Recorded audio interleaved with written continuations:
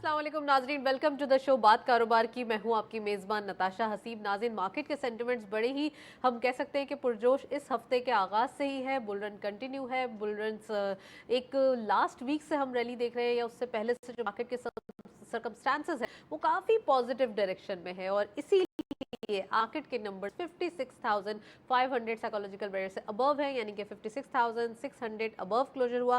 लेकिन आज के दिन हम कह सकते हैं एक कंसोलिडेशन प्रोसेस भी था, या मार्केट के अंदर ये भी है कि एक सस्टेनेबिलिटी आ रही है, प्रॉफिट टेकिंग भी है, माइनर सा एक फ्लैट नोट देखा गया है अमिट पॉजिटिव। बट इट मीन्स कि यहाँ पे पॉजिटिविटी प्रिवेल भी हो रही है। आने वाले दिनों के लिए कुछ इशारे भी हैं।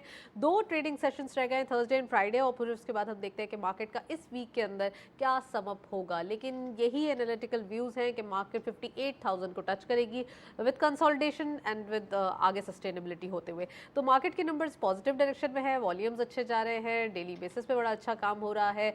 आज भी हमने देखा थोड़ी सी वॉलेटिलिटी देखी गई। स्टार्टिंग ऑफ द डे बड़ा पॉजिटिव जेस्चर था, फिर उसके बाद थोड़ी सी प्रॉफिट टेकिंग, फिर अगेन एक ये आज का दिन जो एक करेक्टिव मोड या फिर एक हम कह सकते हैं सस्टेनेबिलिटी है, वो इसी चीज़ की जमानत है कि आने वाले दिनों में अगेन एक बुल रन कंटिन्यू होगा।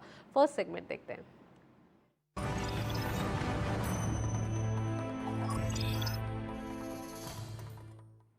टॉपिक ऑफ द डे में आज हम बात करेंगे टैक्सेशन सिस्टम के हवाले से। आईएमएफ का लास्ट रिव्यू है। आईएमएफ के रिव्यू के बाद ये ट्रांच जो है डिस्पर्स हो जाएगी। इस तमाम चीज़ों के अंदर कुछ हमारे पास रिफॉर्म्स की गुंजाइश है। वो रिफॉर्म्स जो टैक्सेशन सिस्टम में आने चाहिए, जो कि किसी भी कंट्री के लिए रिक्वायर्ड होते हैं, ज़रूरी है, टैक्स देना चाहिए। हर कंट्री के हर बंदे का ये हक होता है कि उसको टैक्स देना चाहिए। ये हम कह सकते हैं कि हर मुल्क का ये हक होता है अपने बंदे के ऊपर, अपने लोगों के ऊपर, कि वो भी ये टैक्स पे करें। तो आज हम ये डिटेल डिस्कस करेंगे एक्चुअली हमारे यहाँ जो टैक्सेशन सिस्टम के लूप होल्स है वो कहाँ से आते हैं और उनको कैसे जो है वो यूटिलाइज किया जाता है, जिसकी वजह से ये टैक्सेशन सिस्टम डिस्टर्ब हो जाता है। सो इसके साथ साथ आज हम डिस्कस करेंगे इकोनॉमिक आउटलुक के हवाले से, एक्टिविटीज़ ऑनगोइंग क्या हैं, कैसे ये जो तमाम एक्टिविटीज़ हो रही हैं इसमें जो एक हमारा करंट अकाउंट है ये कैसे बैलेंस किया जा सकता है, और साथ साथ पाकिस्तान स्टॉक एक्सचेंज के हवाले से भी बात करेंगे।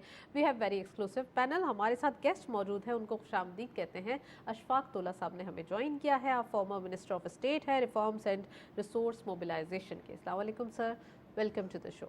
और हमारे साथ अब से कुछ देर बाद मौजूद होंगे अकील करीम डेडी साहब। आप ओवर कॉल होंगे, चेयरमैन हैं इक्विटी ग्रुप के, उनको भी खुशामदीद कहेंगे। मैं अशफाक साहब से प्रोग्राम का बाकायदा आगाज़ करती हूँ। Sir, very warm welcome and thank you for giving us time.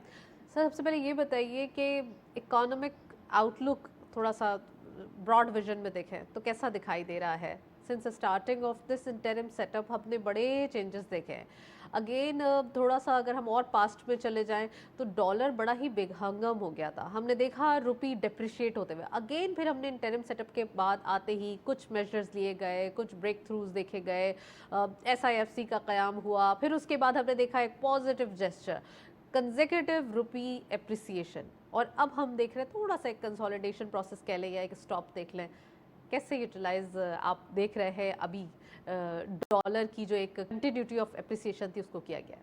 बिस्मिल्लाहिर्रहमानिर्रहीम। देखिए, मैं हमेशा रिकॉर्ड पे था when I was part of the government and even before that कि आपकी डोमेस्टिक इकोनॉमी की बायोएंसी जो है ना, that is not an issue and never been an issue.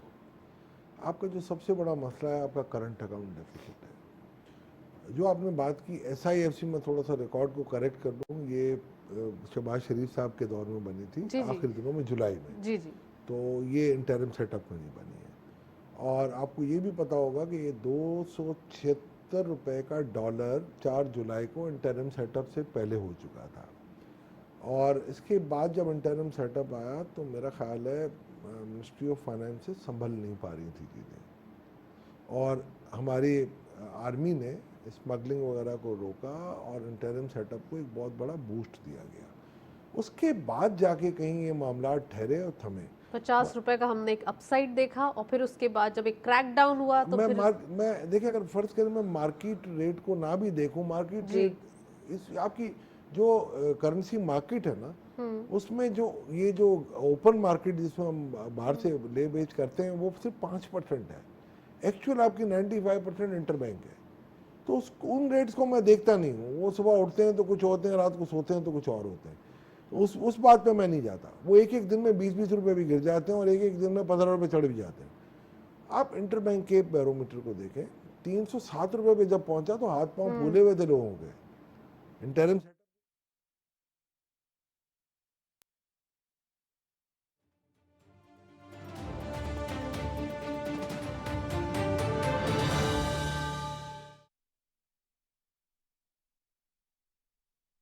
Allahu Akbar, Allahu Akbar, Allahu Akbar, Allahu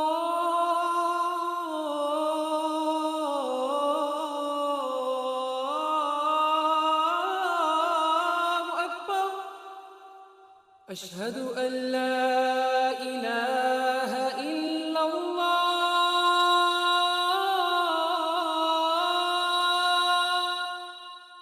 أشهد أن لا إله إلا الله. أشهد أن محمد رسول الله.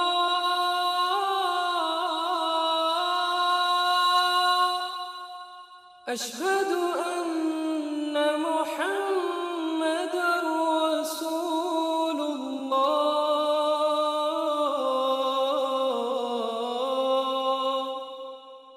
حي على الصلاة.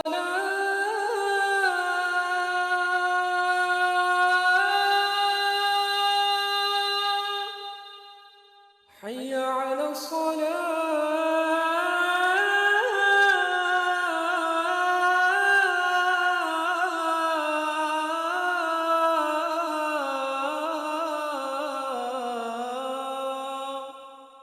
حي على الفلاح.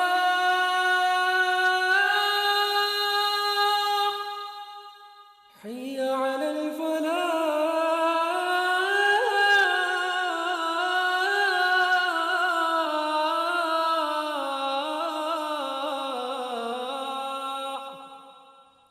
الله أكبر، الله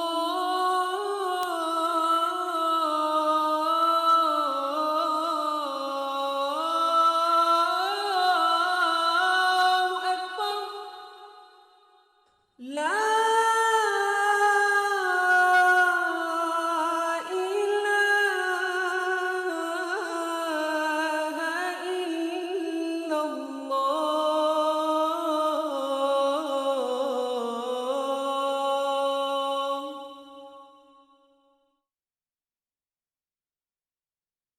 2 years से ही देख रहे थे कि थोड़ा सा 2 इयर्स 3 इयर्स या थोड़ा सा और पास्ट ले जाया 4 इयर्स से थोड़ा सा इश्यूज आ रहे थे। आईएमएफ से अभी जो बातचीत चल रही है या अभी जो हमने स्टेप्स लिए या अभी थोड़ा सा हमने अपने ऊपर कंट्रोल किया और उसके बाद अब जो वाजे तौर पे हमें दिखाई दे रहा है कि चलें अब स्टॉक मार्केट भी परफॉर्म कर रही है, बड़े अच्छे अब ज़रा हैप्पी डेज है, हम कहेंगे सेलिब्रेशन डेज हैं। थोड़ा सा डॉलर भी अभी रुका, हमारा रुपये अप्रिशिएट किया, एसआईएफसी के अंदर इन्वेस्टमेंट की बातें हुई, एफडीआई के हवाले से बात हुई। ये स्टेप्स बैक टू बैक कितने ज़्यादा इम्पॉर्टेंट थे? आप क्या समझते हैं मज़ीद कौन से रिफॉर्म्स आने चाहिए, मज़ीद कौन से स्टेप्स हैं जो रिक्वायर्ड हैं जिनकी वजह से इकॉनमी बिल्कुल ट्रैक पे आ जाएगी? देखिए, आपकी इकोनॉमी का कोई इतना बड़ा मसला नहीं था। दुनिया में इकोनॉमिकली कंडीशंस बहुत बुरी थी। सबसे बड़ा आपका मसला ये हुआ जब आपने मिस कमिटमेंट किया आईएमएफ से फरवरी 2022 में। जी। उसके बाद से वो बिल्कुल हम पे कोई एग्री करने के लिए तैयार ही नहीं थे किसी किस्म की। कोई बात हमसे उन्होंने मानने की हमारी कोशिश ही नहीं की। दूसरी बात ये थी, वो उनका एक ब्रीच ऑफ ट्रस्ट हो गया था। इसके अलावा मैं आपको एक बात बताऊं, आपकी एसआईएफसी है, एसआईएफसी की जो जान है आज, वो डिसीजन मेकिंग अगर नहीं हुई टाइमली तो एसआईएफसी का कोई रोल नहीं। SIFC this time is completely हम कह सकते हैं एक बहुत ही देखे ना, उस पर भी तो एतराज लगा दिया आईएमएफ ने कि जी ये क्यों उस तरीके से ऑपरेट तो कर इसको रही है। आप तरीके से आंसर भी देंगे ना आईएमएफ को? क्या आंसर? मैं तो आंसर दूंगा कि जी माई कंट्री, ये वॉइसराय नहीं है हमारे। जी। टैक्स रिफॉर्म्स की रिपोर्ट की जो आज ये बात कर रही हैं, जो मैडम ने ये टास्क फोर्स बनाई है, मैं तो हैरान होता हूँ। मेरी रिपोर्ट लिखी हुई है और इसमें 100 प्रोफेशनलों की इनपुट है। 2.5 ट्रिलियन के नए डायरेक्ट टैक्सेस हैं, इनडायरेक्ट एक भी टैक्स नहीं है। 16 के करीब हमने 21 के करीब हमने दिए हैं रेवेन्यू मेजर्स, 14 के करीब हमने दिए हैं ब्रॉडनिंग द टैक्स बेस के मेजर्स, 32 हमने सिंप्लीफिकेशन दिए हैं कि टैक्स लॉ को आप सिंपल करें। और 16 हमने एडमिनिस्ट्रेटिव मेजर दिया। अब मुझे नहीं पता कि वो मैडम क्या कर रही हैं अब उसके साथ। वो तो हमारी हुकूमत खत्म हो रही थी इसलिए खत्म की। रिफॉर्म्स आप समझते हैं आईएमएफ के अंडर प्रोग्राम होते हुए ये एसबीआई अरेंजमेंट जो हमने प्रीवियस गवर्नमेंट में देखा, आप क्या समझते हैं एसबीआई अरेंजमेंट के अंदर क्या हमारे पास इतनी गुंजाइश है कि हम अपनी चीज़ों को भी मनवा सकें, आवाम का भी ख्याल करना है? बहुत सारे हमने एक तो आप अगेन मैं वही बात बोलूँगी कि हम पिक्चर के उस तरफ से नहीं देखें, हम आवाम को भी देखें, हम गवर्नमेंट को भी देखें, हमारे पास जो वसाइल है उनको भी देखें और जो चैलेंजेस हैं उनको भी देखें। देखिए मुझे एक बात बताएं, कल एक मैं आपको एक सिंपल सी बात बताता हूँ। हमने 4 स्टेप्स के मेजर 4 स्टेप्स आपके प्रोग्राम में मैंने देखा, हमारे मेंबर्स काफ़ी आए हैं, था बकाई भी आई हुई थी, वो भी आपको बताएंगे। हमने सिर्फ 4 जो ब्रॉड ब्रश मेजर थे हमारे, उसमें हमने 1.2 ट्रिलियन के नए टैक्सेस कहे थे, 1 और विदाउट इफेक्टिंग एनीथिंग। जिसमें रिटेलर आज आप ढूंढ रहे हैं उसको हमने 250 बिलियन के टैक्स उनको मनवा के रखे थे। आज आप बैंक के विंडफॉल टैक्स की बात कर रहे हैं, एक्सपोर्टर्स ने 1.5 ट्रिलियन एक्सचेंज गेन कमाया है, उन पे तो आप टैक्स लगा नहीं रहे। सर एक्सपोर्टर पे अगर आप टैक्स में अगेन उनको टैक्स नेट में कर लेंगे तो वो बोलते हैं कि नहीं हम फिक्स डिपॉजिट, हमारे पास पॉलिसी रेट इतना ज्यादा है। आप मुझे बताएं, एक मिनट आप मुझे एक बात बताएं, दुनिया की किस कंट्री में टैक्स फ्री एक्सपोर्ट्स होती है मुझे बता दें, या एक फिक्स टैक्स 1% पे होती है? इतना आप लाडला ना करें। सर सबसे पहले हमें देखिए हमारे पास बड़े चैलेंजेस अगेन हम बात करेंगे, किस चीज की चैलेंज? एक्सपोर्ट्स, रेमिटेंसेस, फिर भी हम पैरेलल नहीं हो पाते इंपोर्ट्स के। आप मुझे एक्सपोर्ट का मुझे एक बात बताएं, आपने कभी देखा एक्सपोर्ट की कैरेक्टरिस्टिक्स? मैं बताता हूँ, 62% आपकी टेक्सटाइल होती है जी। 31 बिलियन का आप जब एक्सपोर्ट होता है तो वो 65 होते हैं, जब आपका 27 का होता है तो ये 58 से 60 होते हैं, और वो टोटल बेस करता है आपकी कॉटन की प्राइस पे। अगर $1 पर पाउंड है तो आपकी 31 बिलियन होती है एक्सपोर्ट जी। अगर 80 सेंट है तो 27 बिलियन पे आ जाती है। तो ये आपने क्या वैल्यू एडिशन की है मुझे तो आज तक समझ नहीं पड़ी। मेन देखिए आपको ट्रांसपेरेंसी रहा, हाँ इनके जहाँ मसाइल है उसको आप हल करें। आप मुझे बताएं आप, तो दिस इज द रीजन के आईएमएफ ने कहा कि सब्सिडीज बंद करें, तो फिर अब टेक्सटाइल को भी सब्सिडीज बंद की गई, तमाम सबको सेक्टर्स को सब्सिडी बंद करें। और अगर किसी को देना है ना अंडर प्रिविलेज लोगों को, जैसे प्रोटेक्टेड टारगेटेड जो बिल्कुल हो, आप टारगेटेड सब्सिडी है, आपके पास पूरा एक सिस्टम पड़ा हुआ है बेनजीर इनकम सपोर्ट प्रोग्राम का, जो पहले एहसास था फिर बेनजीर फिर दोबारा हो गया। तो देखिए उस तरीके से आप दें। आप अगर फर्ज करें, आप अगर मैं सिंपल सी बात बता रहा हूँ, अगर ये हम कहते हैं कि जी गैस में हमने सब्सिडी दी है, तो भाई आप सब्सिडी ना दें, आप जो प्रोटेक्टेड कस्टमर है उनके बिलों का जो आपको सब्सिडाइज करना है वो बेनजीर इनकम सपोर्ट प्रोग्राम से दें, ताकि आपका सोशल सेफ्टी नेट के अंदर आप उसको बता सके कितना मैंने नेट दिया है। आईएमएफ के सामने भी IMF रीडिंग हो कोई मना जाएगी। नहीं करेगा आपको डायरेक्ट सब्सिडी के राइट, ऊपर, बिल्कुल बिल्कुल। मगर वो टारगेटेड होनी चाहिए, ना कि अक्रॉस द बोर्ड होनी चाहिए। आपके घर का बिल आता था 500 रुपये गैस का, हम हंसते थे कि दुनिया के किस मुल्क में ऐसा गैस मिलेगा आपको 500 रुपये पे। आपकी पेट्रोल की प्राइस जी यूएई और सऊदीया से कम थी, तो आप कहाँ रहते हैं हम, और आप कब और तक आपको ये यूटिलिटीज तो देना ही पड़ेंगे पूरे, ऑल्दो थोड़ा सा आप इस चीज को देखिए। आप कैसे मुझे एक बात देखते हैं? बताएं, आप मुझे कहती हैं टारगेट हमने जो इनका जो है ना फ्लोर प्राइस हम फिक्स कर लेते हैं, जो कपास के होते हैं, ये कभी भी गन्ने के होते हैं, ठीक है ना, हम इनके पूरे प्राइस मार्केट प्राइस फिक्स कर देते हैं कि जी वीट ये के, हाँ। वीट के।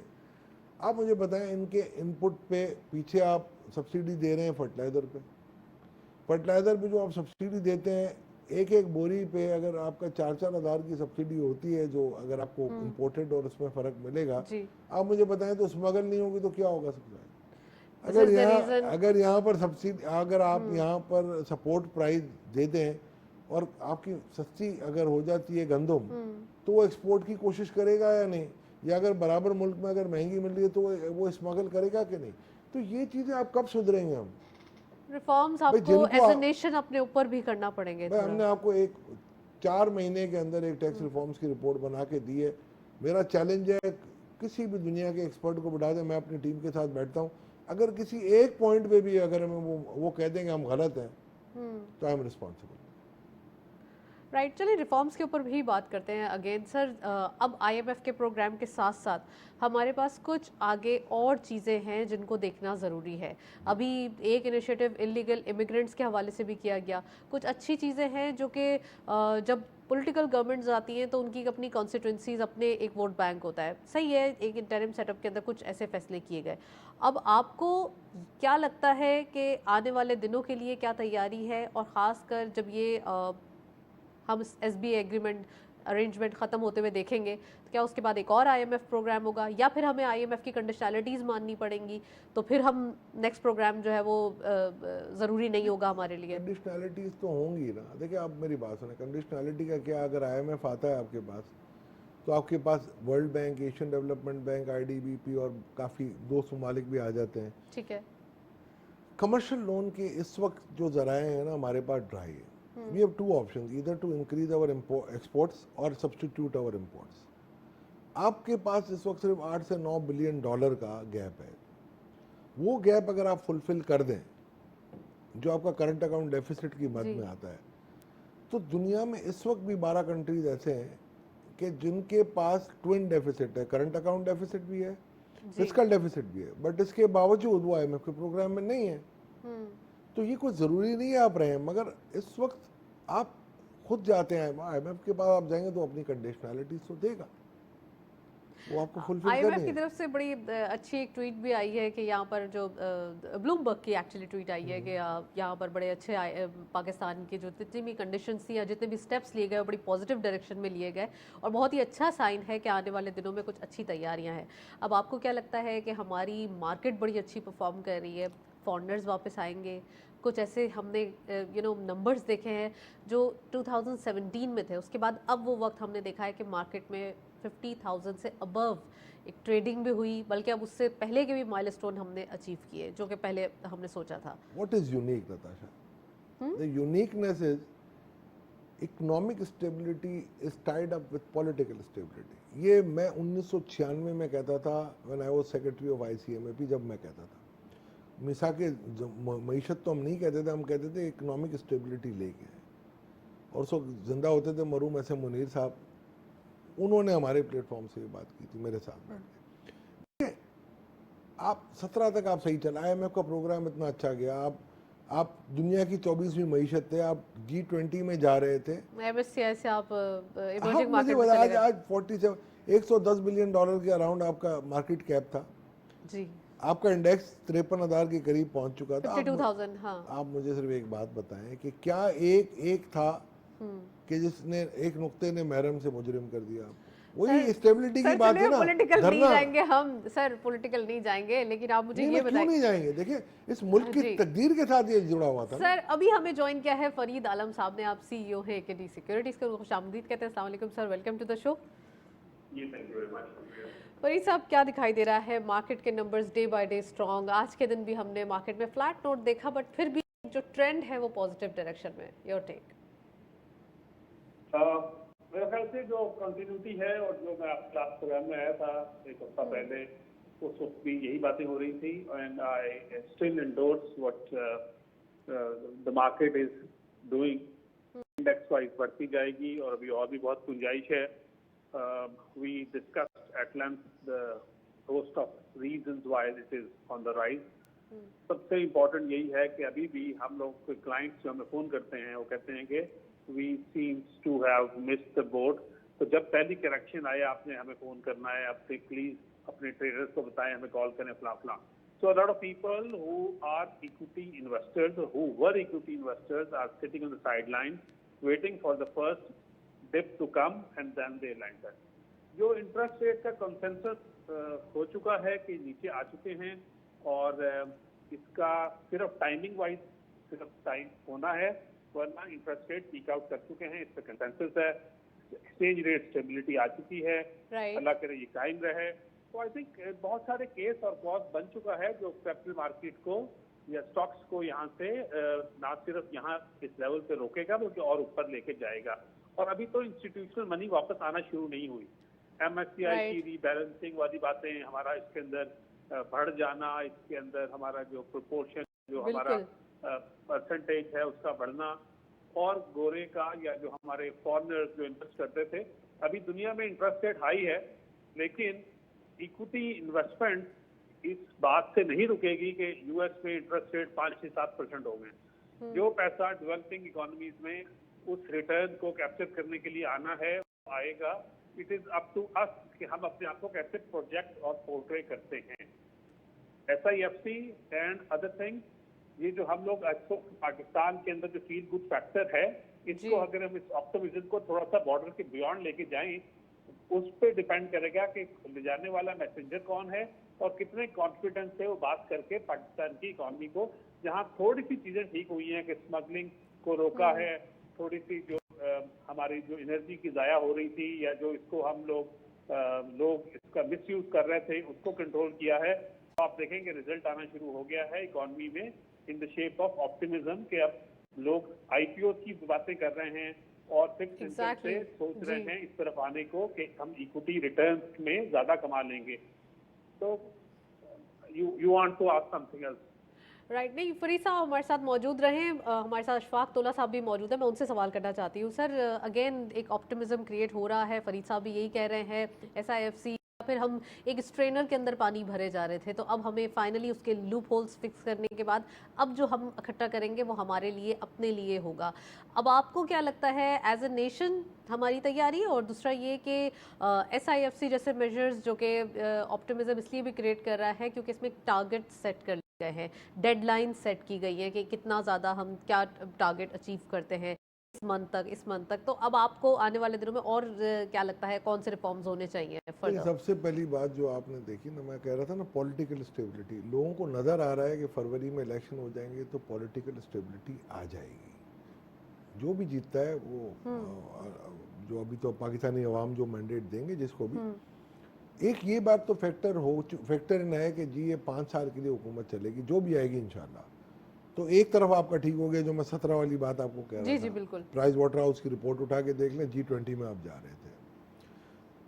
अच्छा, अभी भी आप देख लें, ये जो करेंसी का जो सट्टा था, ये मैं 12 कह चुका था। ब्लूमबर्ग की रिपोर्ट थी आपकी मई की कि 200 और 45 रुपए का डॉलर होना चाहिए। उस वक्त ये डॉलर ट्रेड हो रहा था 278 रुपए का। उस वक्त हम ये जब कहते थे, तो आज वो ब्लूमबर्ग पे वो आपको आर्टिकल नहीं मिलेगा, आप चेक कर लें, पता नहीं कहाँ चला गया। उसमें उन्होंने कैलकुलेशन के बेसिस दिए थे, फिर हमने भी अपनी बेसिस निकाले। देखिए, आपको पॉलिटिकल स्टेबिलिटी आएगी, और दूसरा अगर आप बहुत ज़्यादा डिक्टेशन लेना शुरू कर देंगे इंटरनेशनल एजेंसी से इंक्लूडिंग IMF, या अगर हम ये प्रो IMF माइंडसेट के लोग बैठाना शुरू कर देंगे, सर एक चीज़ तो ये है, तो मैं नहीं समझता कि हमारे लिए कोई आगे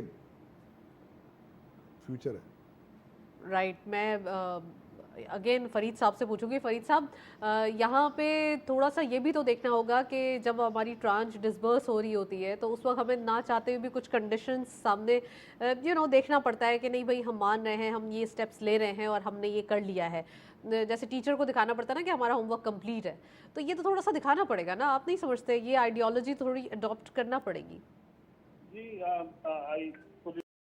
जो इंटरेस्ट रेट, जो एक्सचेंज रेट के अंदर थोड़ा सा बिगाड़ का लफ्ज मैं इसलिए कहूँगा कि अगर पाकिस्तान जो 280 से 288 गया, तो शायद ये हमारे लोग समझते हैं इस बात को कि टीचर के सामने वाली जो आपने बात की कि कुछ अच्छा बन के दिखाना है।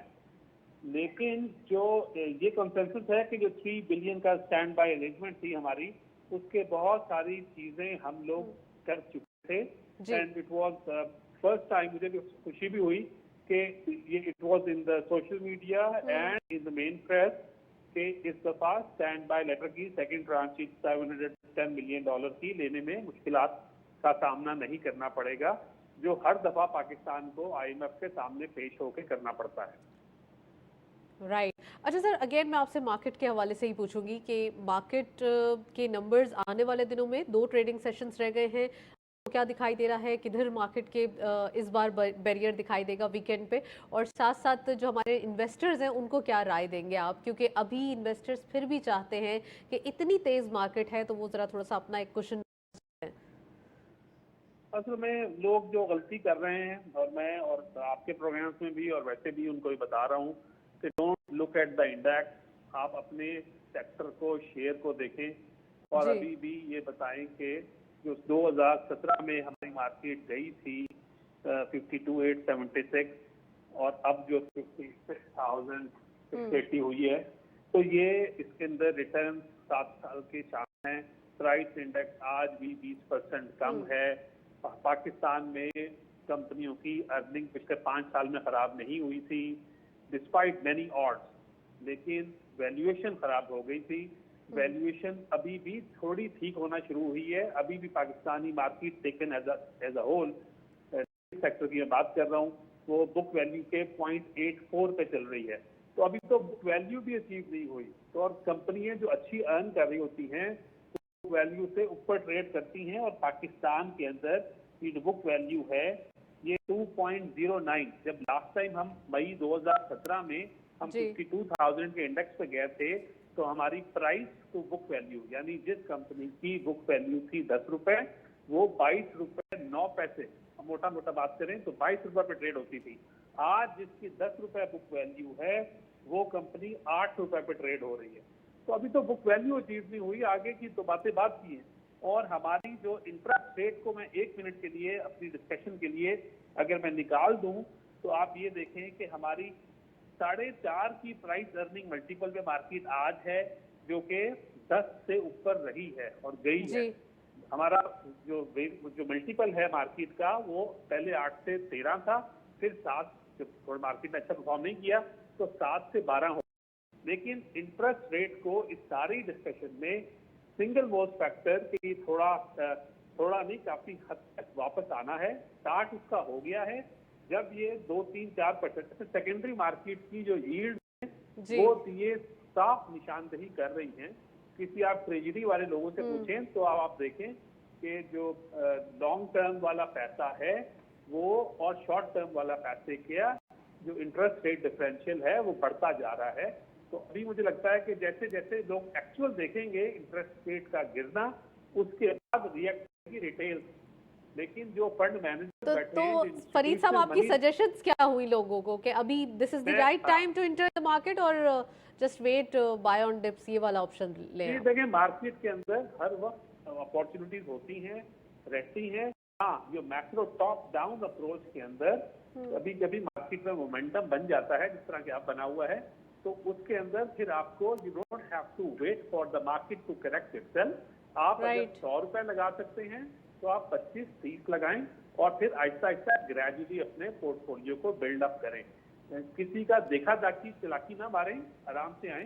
मार्केट बढ़ती रहेगी, लेकिन अभी मार्केट कहीं जा नहीं रही। मार्केट का अभी ये जो 56-57 कोई नंबर नहीं है, ये इक्वेट होगी जाके 75,000 पे जो पिछला हाई बनाया था, उस 70-75 wow, we are very optimistic Farid साहब के मार्केट के नंबर्स बहुत आगे बढ़े और ऐसे ही जो मार्केट में पोटेंशियल है फंडामेंटली वो आगे बढ़े, क्योंकि डेली बेसिस पे जाहिर सी बात है कि मार्केट ने भी काफ़ी स्ट्रगल किया है, काफ़ी अरसे बाद ये दिन देखे जा रहे हैं और मजीद इससे आगे के माइलस्टोन यकीनन मार्केट अचीव करेगी। थैंक यू सो मच, आप हमारे साथ मौजूद थे, काफ़ी डिटेल एनालिसिस। फरीद साहब का भी यही कहना है कि मार्केट के अंदर काफ़ी गुंजाइश है, मार्केट के अंदर पोटेंशियल है। इंडेक्स की तेज़ी के साथ साथ थोड़ा सा अपने आप को भी कॉशियस रखें कि आप देख रहे हैं मार्केट के नंबर्स अच्छे, इट डजंट मीन कि आप उसमें फुल फ्लेज अपनी सेविंग्स के साथ इन हो जाएं। आप एक क्वार्टर पार्ट जो है वो इन्वेस्ट करें और फिर उसके बाद मार्केट के नंबर्स को देखें।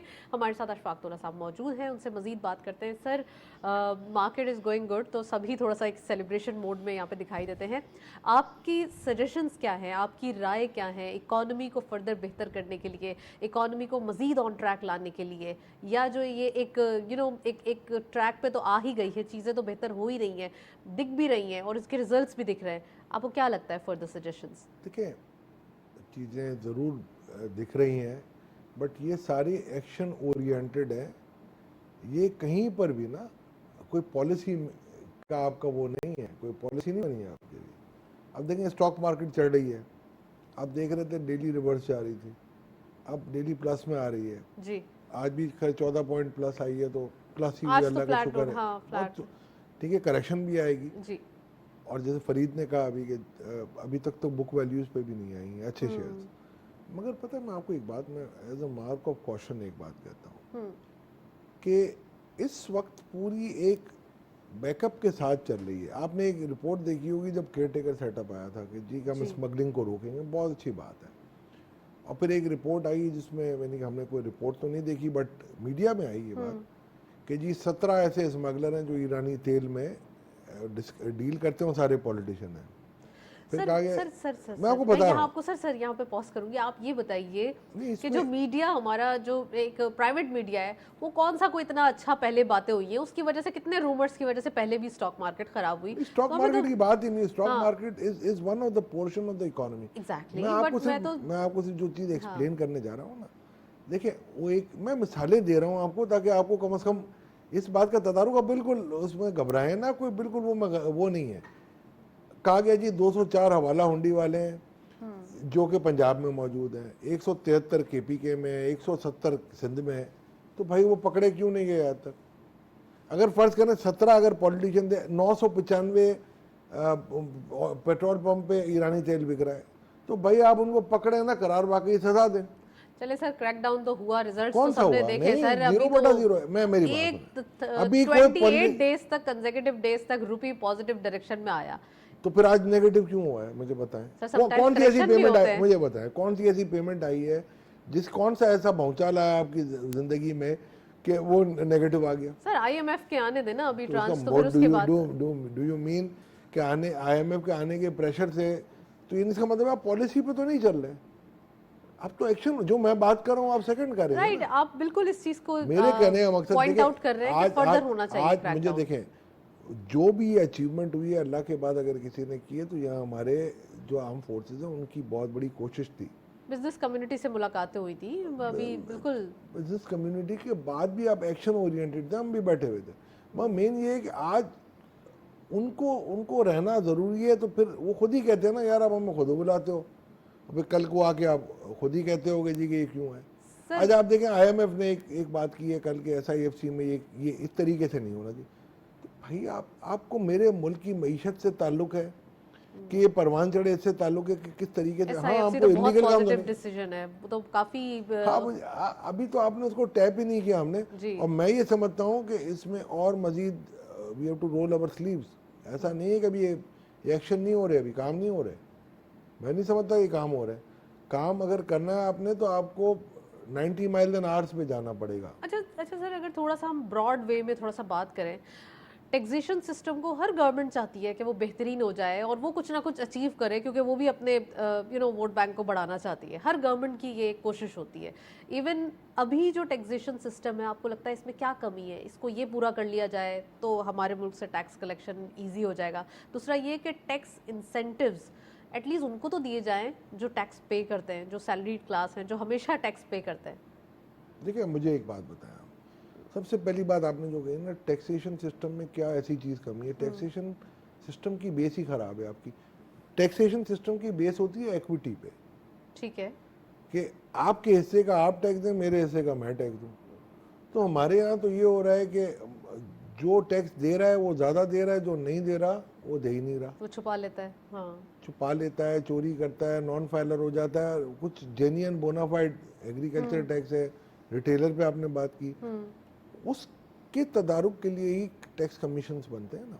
उनकी हमने जो रिपोर्ट बनाई है आपको मैं दे देता हूँ, आ जाए दुनिया में किसी भी चैंपियन को लेके आए, मैं अपनी टीम के साथ नहीं बैठता सर, हूँ। मैं चैंपियंस नहीं लीग नहीं आप करवाने ले वाली आए। यहाँ पर, नहीं लेकिन करवा आप- लें, आप आप तो बस ये मैं मुझे- एक नहीं कोई सर, एक लीग तो नहीं करवा करानी। ले, सरकारी करवा ले। बस ये है कि राय वो प्रॉपर system है। मिलनी चाहिए।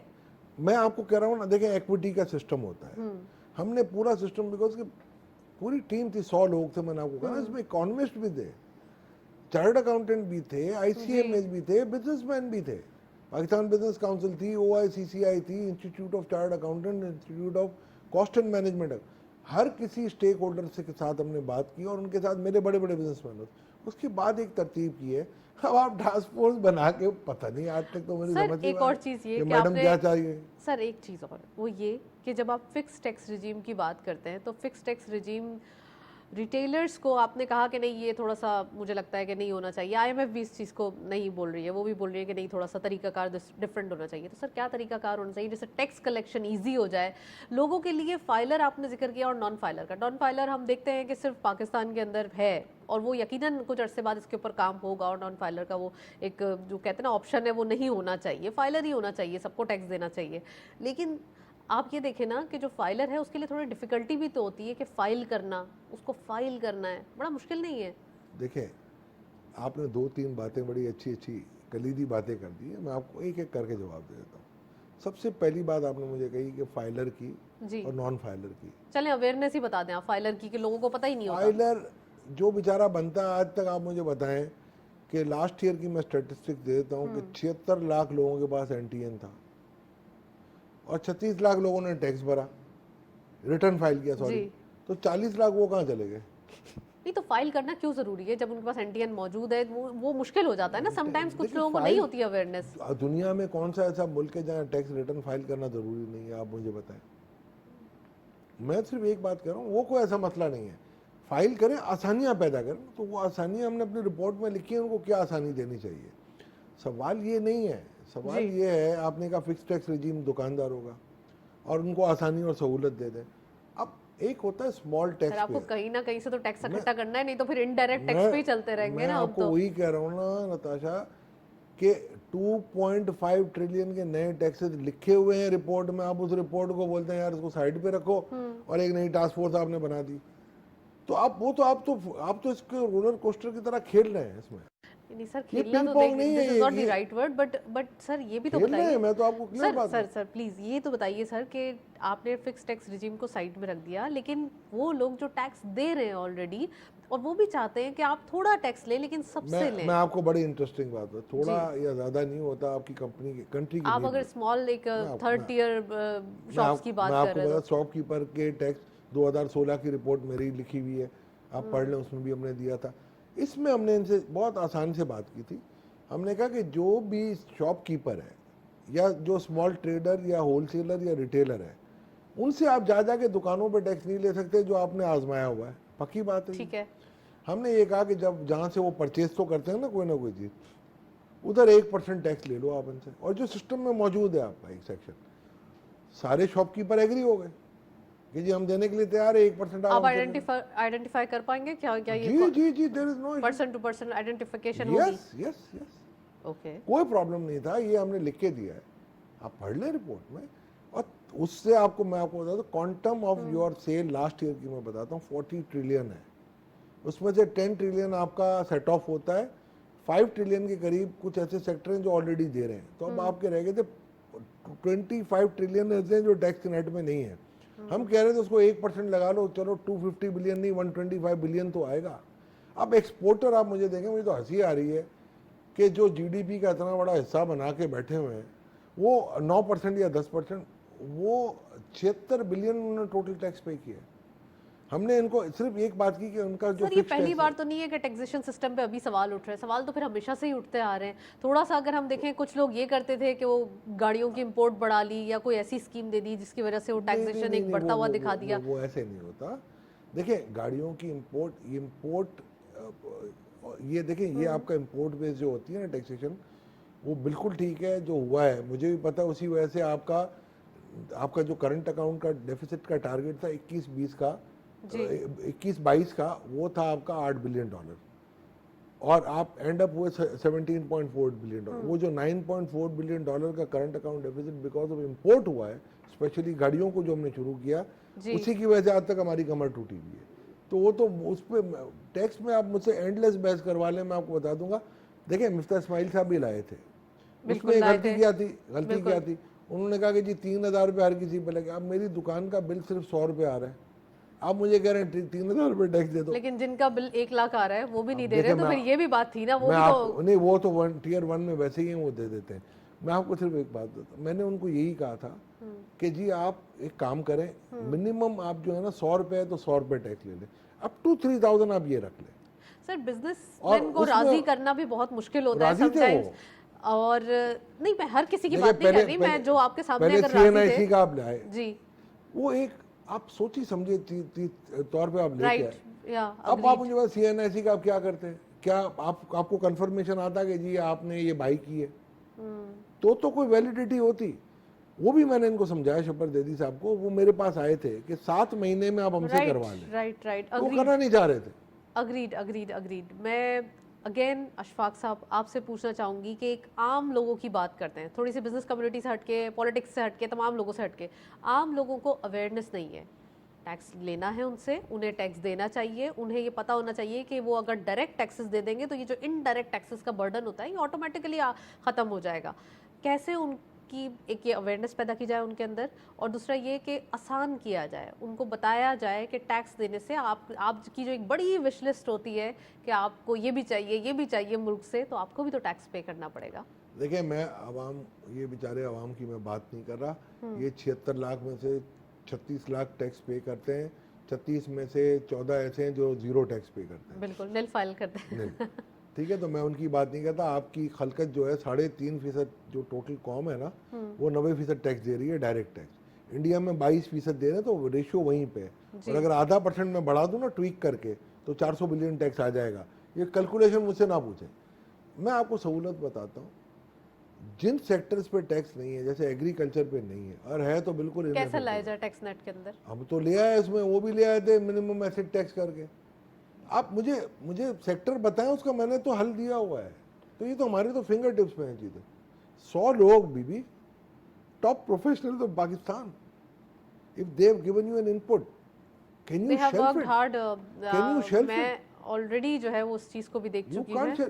वो तो हमारी ये था कि हमारी हुकूमत ख़त्म थी, हम नहीं कर सके। फाइनल रिपोर्ट आनी थी, और वो फाइनल रिपोर्ट भी हमारे पास तैयार पड़ी हुई थी। अगर हमें कहते कि 2 हफ्ते आप ले लें और हम कर देते, बट उस हुकूमत की एक मजबूरी थी कि वो अपनी डीनोटिफाई उनको करना था। मैंने मैडम को कहा, मैंने कहा अगर आप मुझे 2 हफ्ते का टाइम दे दें, हम ये रिपोर्ट दे देते हैं, आपके लिए एक मसले राह होगी, हमारे लिए हमारी भी आसानी हो जाएगी। और ये केयर टेकर सेटअप में इन्फोर्स कराना आसान है, बट आई डोंट नो एक टास्क फोर्स। सर एक चीज़ और, वो ये कि आपने सही आइडेंटिफाई किया कि बहुत कम लोग हैं जो टैक्स देते हैं, और ये इश्यूज हैं जो के साथ चलते रहेंगे जब तक इसको प्रॉपरली इंसेंटिवाइज नहीं किया जाएगा। अगर एक प्रोग्राम भी शुरू हो जाता है और जिसमें गिफ्ट्स दिए जाते हैं तो लोगों की नज़रें ऑटोमेटिकली उसकी तरफ चले जाती है। अगर आपको नहीं लगता कि टैक्स इंसेंटिव्स दिए जाएँ उन लोगों को, खासकर जो टैक्स पे करते हैं, और उनको कोई कार्ड या कोई इंसेंटिव दिया जाए जिससे उनको लगे कि ये तो टैक्स, अच्छा ये टैक्स पेयर है, थोड़ा सा उनको रिस्पेक्ट फील करवाई जाए। हमने बहुत दिए हैं ऐसी स्कीमें, इससे कोई फ़ायदा तो होता है, सब्सटेंशियल बेनिफिट नहीं हुआ। मगर देखें, इसमें मैं ये नहीं कहता, I am not discouraging that, होनी भी चाहिए। बट देखिए, मैं सिर्फ एक बात सिर्फ ये कहता हूँ, जो टैक्स दे रहे हैं ना, उनको रिलीफ अगर आपको देना है ना, तो आप इस तरीके से दे सकते हैं कि जो नहीं दे रहे उनसे लेना है। अब एक्सपोर्टर का मैंने कहा 76 अरब, उनकी कैपेसिटी इस साल की थी 450 अरब की। 1.6 ट्रिलियन उन्होंने कमाया एक्सचेंज गेन में। अब 1.6 का आप 30% निकाल लें, कितना बनता है? मुझे कहने की ज़रूरत ही नहीं है, 450 अरब बनती है आपकी, कम अज़ कम 1.5 पे। तो आपका almost 5 billion.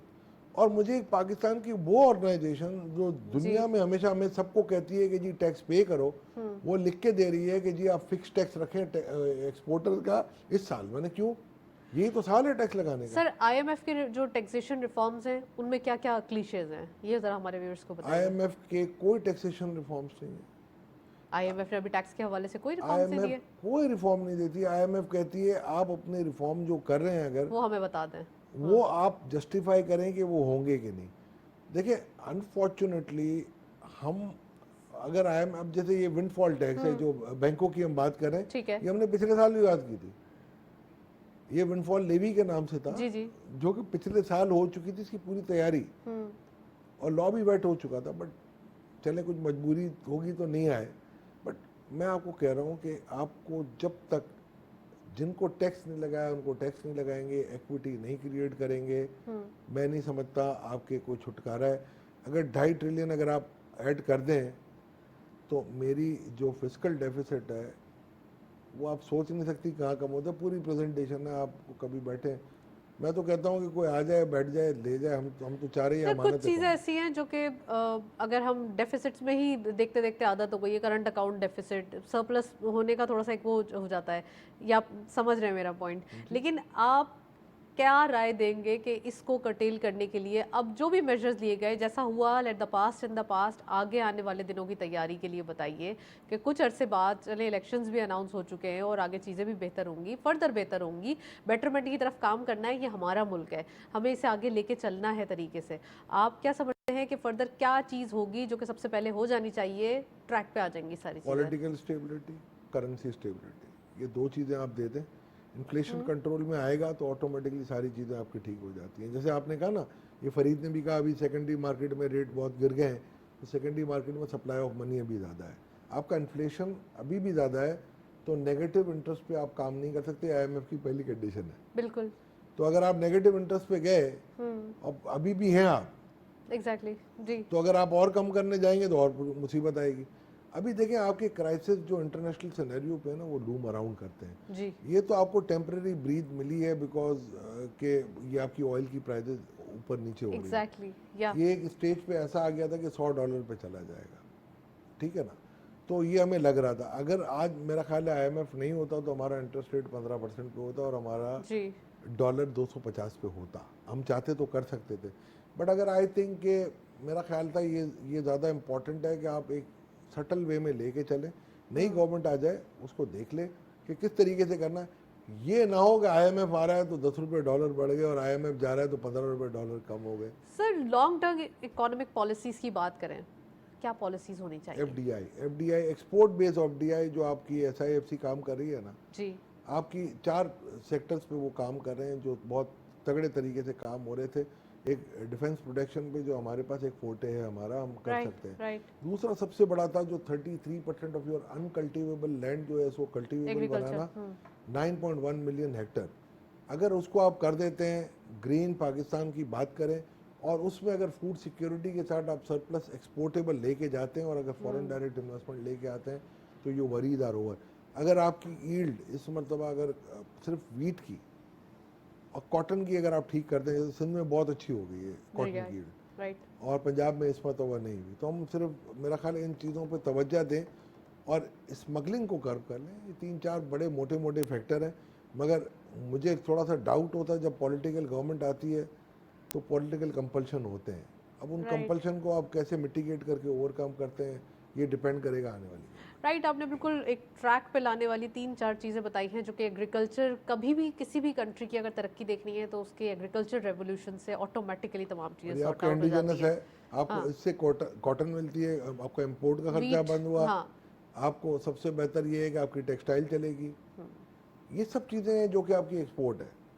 Right. Well sir, we are running out of time. Thank you so much, आपने ज्वाइन किया, यहाँ पे तशरीफ़ लाए। आज के दिन हमने डिटेल डिस्कशन की जिसमें टैक्सेशन सिस्टम के हवाले से सजेशंस भी थी और वो भी चीज़ें थी जो कि पाकिस्तान के अंदर टैक्सेशन सिस्टम के हवाले से सब सवाल करते हैं। तो आज हमने कोशिश की इस डिस्कशन के ज़रिए तमाम सवालों के आंसर्स दिए जाएँ। That's it. इसी नोट प्रोग्राम को वाइंड अप करेंगे। इजाज़त दीजिए, अल्लाह हाफ़िज़।